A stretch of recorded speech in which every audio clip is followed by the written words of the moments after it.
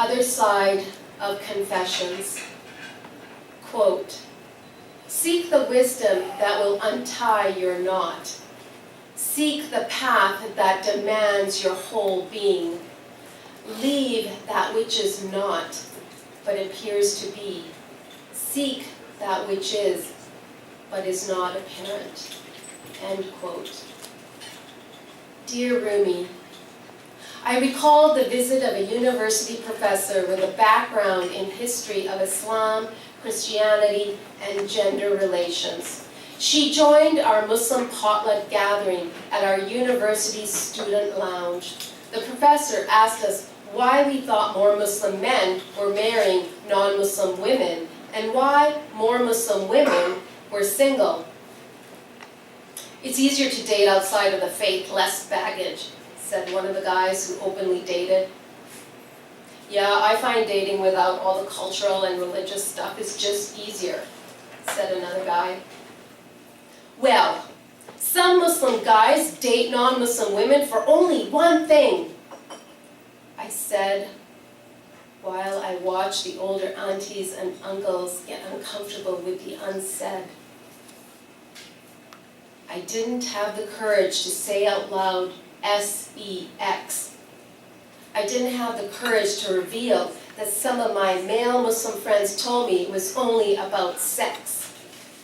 I was pissed to learn that when it came time for marriage, some of these guys followed family pressures and their families expected a Muslim woman to be a virgin. Yet, if a Muslim woman dated, her reputation would be ruined. Therefore, she'd be deemed unmarriageable, or in some extreme situation, violence. Women are damned on all accounts. I locked my arm in my friend's arm to get in line for food. "I finally met the right man, Mom. It's like the Prophet Muhammad and Khadijah story." "So now you're comparing yourself to the Prophet's wife? Peace be upon her," said Mom. "You might not want to give this as an example to your Mr. Right. It will freak him out." This came from a woman whose marriage was arranged and who had been with only one man for over 40 years. "No, not comparing. Yeah, no way. I'm not going to say this to him. I only wanted to verify in the Quran that being with a man 10 years younger than me is, well, you know, actually normal in the eyes of the divine." "You're normal," said Mom. I had never dated. Prospective marriage suitors were seen in large groups. My first heartbreak was at 23.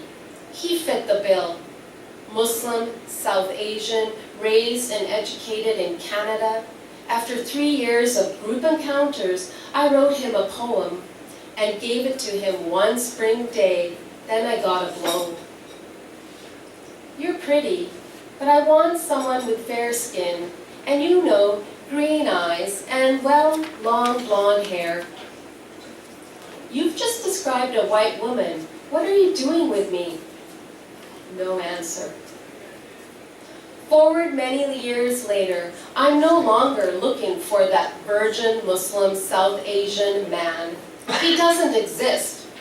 Not only was Mr. Right white, he was a non-Muslim, ex-Mormon, respected my choice of not drinking alcohol, not eating pork, and not having sex before marriage. And he was 10 years younger, more Muslim than any Muslim man I had ever met.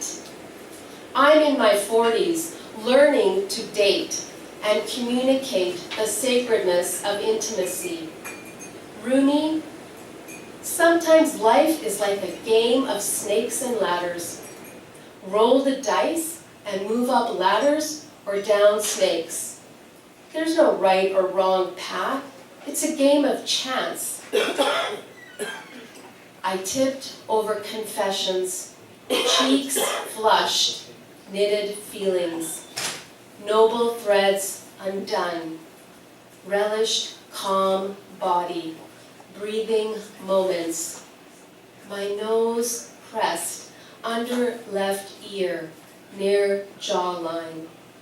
I fit right here with you. Love always Meharoona, her light of the moon.